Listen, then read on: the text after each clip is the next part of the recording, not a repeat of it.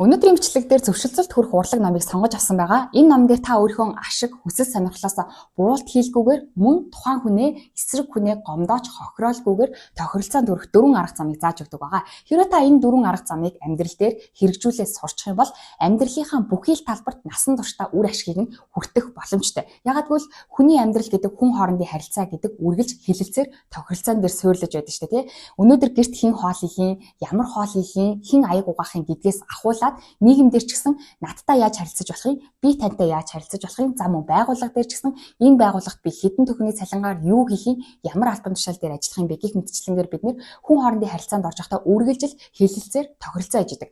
Тийм учраас өнөөдрийн бичлэг дээр ярих энэ зөвшөлтсөлд хүрэх урлагийг та эзэмшчих юм бол насан туршдаа бусад хүнээс хүссэн зүйлээ авах мөн бусад хүнээр хүссэн зүйлээ хийлгүүлэх боломжтой болно гэсэн. Гэхдээ хамгийн чухал нь нөгөө хүнийгээ гомдоолгүйгээр, нөгөө хүнийгээ хохироолгүйгээр харилцан ашигтай зөвшөлтсөл хийж сурна гэсэн. За шууд гол сэдвлөөгөө оръё.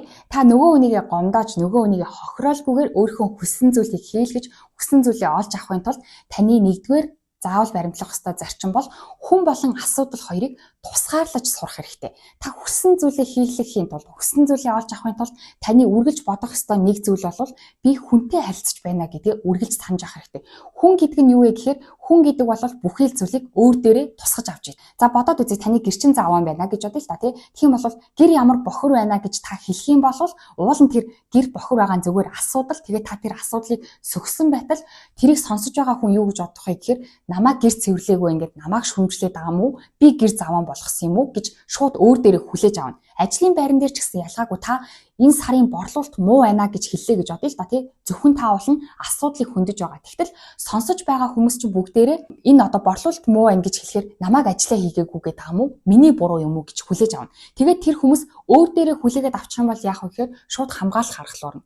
Гэр заван байгаа нь миний буруу биш. Тэр хүмүүс гэрээ яаж цэвэрхэн байлгах вэ талаар бодох биш, өөрийгөө шүүмжлүүлсэн гэж бодож байгаа учраас шууд өөрийгөө хамгаалах харгалуурна. Ажлын байран дээр ч гэсэн та борлуулалт муу байна гэдээ асуудлыг хүндсэн бол тэр хүмүүс өөр дээрээ хүлээж аваад надаас болоогүй штэ. Угаасаа эдийн засаг муу байгаа штэ. Гэх мэтчлэнгээр өөрийгөө хамгаалах механизм руу орно гэсэн.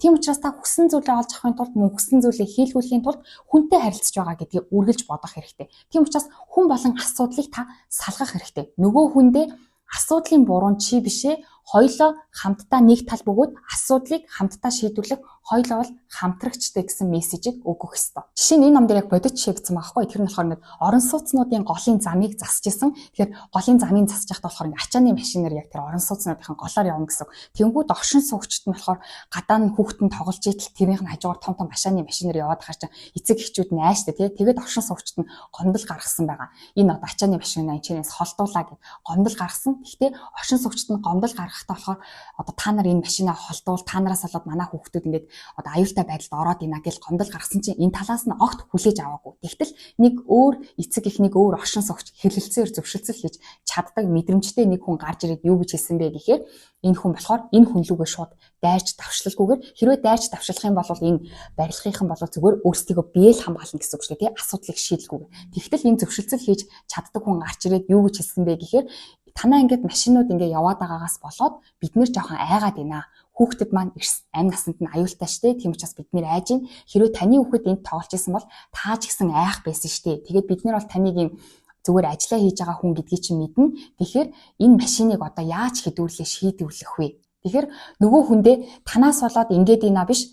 Хэдүүлээ энд одоо машинаас болоод ийм асуудал үүсээд байна. Гэхдээ энэ асуудлыг хамтдаа яаж шийдвэрлэх вэ гэд нэг талдаа нөгөө яг хүнийхээ хажууд нь зогсоод асуудал руу харсан гэсэн. Харин эсрэгээр урдаас нь хараад танаас болоод гэж хэлэх юм бол хүн шууд асуудлыг шийдвэрлэх тал дээр биш өөрийгөө хамгаална гэсэн. Тэгэхээр бидний зорилго бол нөгөө хүнээр хүссэн зүйлээ хийлгэх, хүссэн зүйлээ олж авах штэ тий. Тийм учраас нөгөө хүн лүгээ дайрч давшилж нөгөө хүнийгээ буруутай гэдгийг хүлээн зөвшөөрүүлэх биш. Нөгөө хүнээрээ хүссэн зүйлээ хийлгүүлэхийн тулд нөгөө хүнийхээ хажуу талд нь зогсоод бид нэр хамтдаа энэ асуудлыг яаж шийдэх вэ?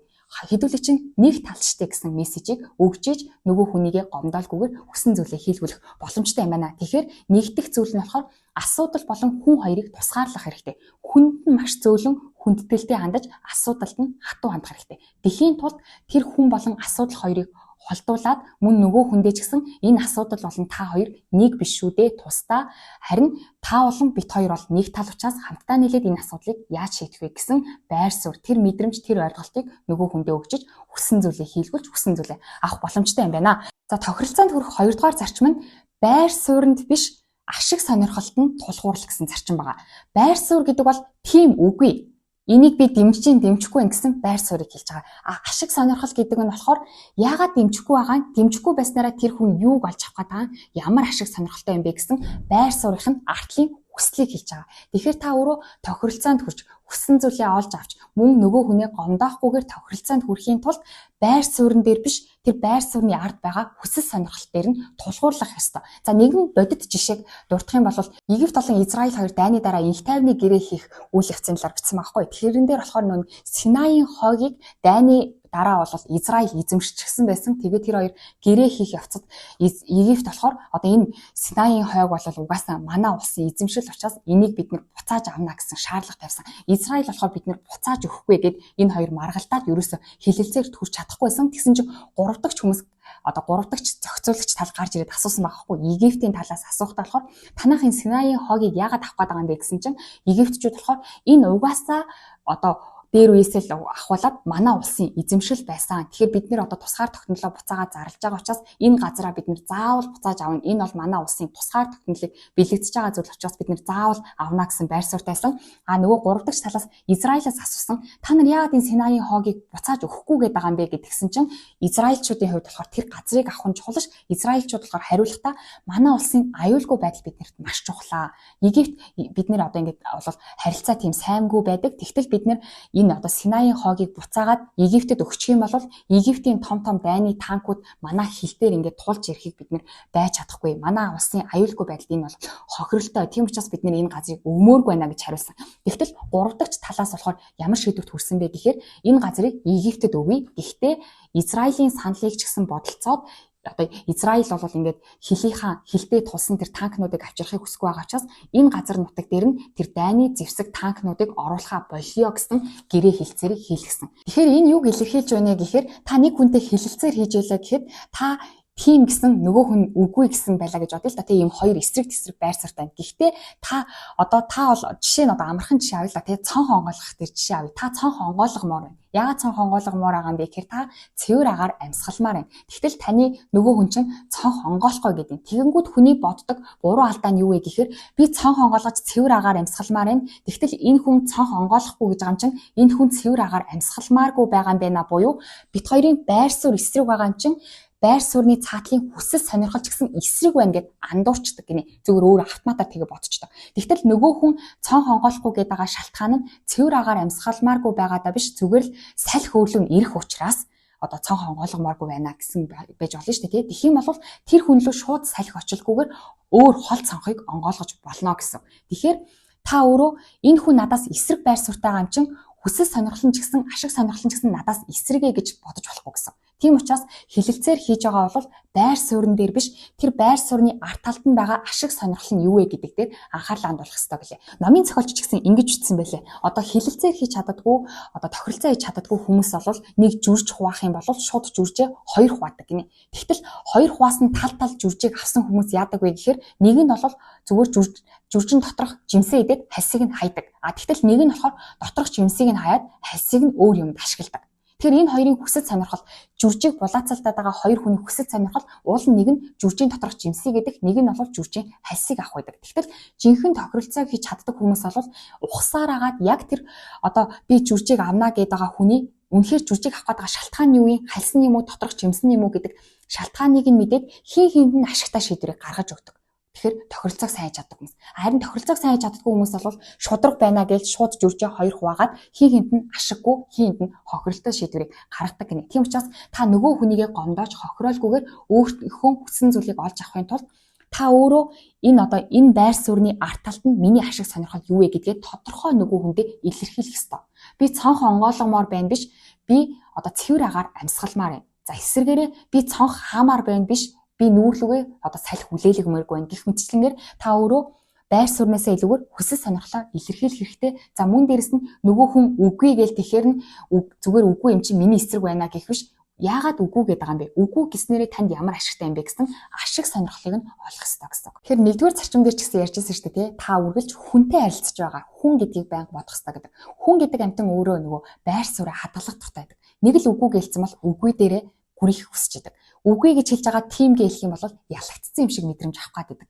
Тийм учраас нөгөө хүн чинь хэрвээ зөрүүдлээд ах юм бол үнэхээр зөрүүдлэх нь тэр хүнд ашигтай болохоор биш, зүгээр л байр сууриасаа дахиж зөрмөөргүй байгаа учраас тэгж байх гэсэн магадaltaй. Тэгэхээр хүн гэдэг өөрөө логик биш, айгүй сэтгэл хөдлөлийн амьтан гэсэн үг шүү дээ, тийм учраас та өөрөө үргэлж хүнтэй харилцаж байгаа гэдгийг бодох хэрэгтэй. Нөгөө хүн чинь үгүй л гэх юм бол үгүй л юм байна биш, үгүй гэж хэлсэндээ бантаад одоо үгүйгээсээ тийм болохоосоо ичээд байгаа юм болов, тийм шалтгаан ч гэсэн байх магадaltaй учраас үргэлж толгоон дотроо би хүнтэй гэрээ хийж байгаа шүү.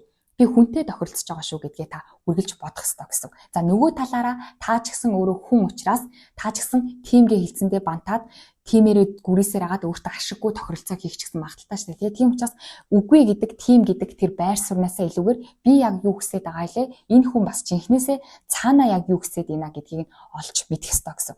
За 3 дахь зарчим болохоор аль болохоор олон хувилбарыг гаргах хэрэгтэй. Тэгэхээр цонх онгойлгох тал дээр одоо маргалдчихлаа гэвэл энэ цонхыг онгойлох уу, онгойлохгүй юу гэдэг дээр маргалдах биш, дахиад өөр олон хувилбаруудыг гаргаж ирэх ёстой гэсэн. Нөгөө өрөөний цонхыг онгойлох уу, эсвэл хаалга онгойлох уу гэх мэтчлэн олон хувилбаруудыг гаргаж ирэх ёстой. Олон хувилбаруудыг гаргах тусам нөгөө хүний жинхэнэ хүсэл сонирхол одоо ойлгогдох боломжтой гэсэн үг тийм. Жишээ нь цонх онгойлгох дээр энэ цонхыг онгойлох уу гэсэн чинь үгүй гэл тэр өрөөний тэгвэл цонхыг онгойлгохгүй гэвэл тгий гэж хэлэх юм бол нүүрлөө салхи ирэх учраас ойрох учраас энэ цонхыг хаяа гэсэн байж таарна шүү дээ тийм учраас аль болохоор олон хувилбаруудыг та өөрөө санал дэвшүүлэх тусам нөгөө хүний жинхэнэ сонирхлыг олж мэдэх боломжтой гэсэн. За 4 дахь сүүлийн зарчим нь бол бодит шалгуур тавина гэсэн. За жишээ нь та байр түрээслэгч байлаа гэж бодъё л да тий. Тэгтэл та өөрөө байрныхаа түрээсийг жоохон буулгамаар байгаа, харин байрны чийдсэн болохоор байрныхаа түрээсийг жоохон нэмээр байгаа гэж бодъё. Энэ тохиолдолд яах вэ гэхээр харилцан ашигтай шудраг хэлэлцээр хийхин тулд шууд зах зээлийн түрээсийг зах зээл дээр яг иймэрхүү байр хэдэн төгрөгөөр түрээслэгдэж байгаа юм бэ гэдэг зарчмыг судлах ёстой гэсэн. За энэ 4 дахь зарчим маш ойлгомжтой юм шиг, энгийн юм шиг хэрнээ хүмүүсийн бас сайн баримтлаж чаддаггүй зарчим гэж хэлсэн байлээ. Тийм учраас хэлэлцээр ихтэй хит одоо хатуур хаалтай өөрийнхөө гүрийгээд иж болохгүй. За мөн зөөлөн байлаа гэд нөгөөндөө ашиглуулад буулт хийгээд иж болохгүй. Та өөрөө буулт хийлгүүгээр харилцан ашигтай тохиролцоо хийх тулд 4 дахь буюу бодит шалгуур буюу зарчмыг тодорхойлох хэрэгтэй. Та хоёр яг юун дээр асуудалтай байгаа тэр асуудал чинь нийгэм дээр хуулийн өнцгөөс яг ямар зарчмыг баримтлал зүгээр юм бэ гэдэг одоо тэр жишгийг нь тодорхойлох хэрэгтэй гэсэн мөлий. Тэгэж жишгийг нь тодорхой болгоснороо тэр хэлэлцээр тэр тохиролцоо дуусны дараа ч гэсэн та нөгөө талтайгаа харилцан сайхан харилцаатай байх боломжтой юм байна. Тэгэхээр өнөөдрийн бичлэг дээр та өөрийнхөө хүсэл, ашиг сонирхлоосоо буулт хийлгүүгээр тохиролцоонд өрөх 4 зарчмыг танилцууллаа. Нэгдүгээрт асуудал болон хүн хоёрыг тусгаарлах хэрэгтэй. Хоёрт нь байр суурьнд нь биш ашиг сонирхолд нь тулгуурлах хэрэгтэй. Тэр хүн тийм гэж хэлж байгаа боловч тийм гэж хэлж байгаа нь юуны төлөө вэ? Ямар ашиг сонирхлыг авахын тулд тийм гэж хэлээд байна гэдгийг нь олох хэрэгтэй гэсэн. За 3 дахь нь болохоор харилцан ашигтай олон төрлийн боломжуудыг нээх хэрэгтэй. Олон төрлийн боломжуудыг та санал болгох тусам жинхнээсээ тэр хүний цаад хүсэл нь юу вэ гэдгийг мэдэх боломжтой гэсэн. Тийм учраас харилцан ашигтай олон боломжуудыг нээх хэрэгтэй. За 4 дахь нь болохоор бодит шаардлагыг хэрэглэх хэрэгтэй. Бодит шаардлага гэдэг нь яг нийгэмдэр юу байгаа юм бэ? Таны хүсэл хамаагүй, нөгөө хүний хүсэл хамаагүй, яг нийгэмдэр хуулийн өнцгөөс бодит шалгуур, бодит зарчим, бодит хэмжүүр нь юу юм бэ гэдгийг нь та гаргаж ирж хэлэлцээрээ хийх хэрэгтэй. Тэгж хэлэлцээр хийснээр тэр хэлэлцээрийн дараа хин хоёр тал нь сэтгэл ханамжтай мөн харилцаан сүрэхгүй байх магадaltaй ахна. Тэгэхээр өнөөдрийн бичлэг дээр зөвшөлтсөлд хүрэх 4 аргыг танилцууллаа. Дараагийн бичлэгээр уулзъя баяртай.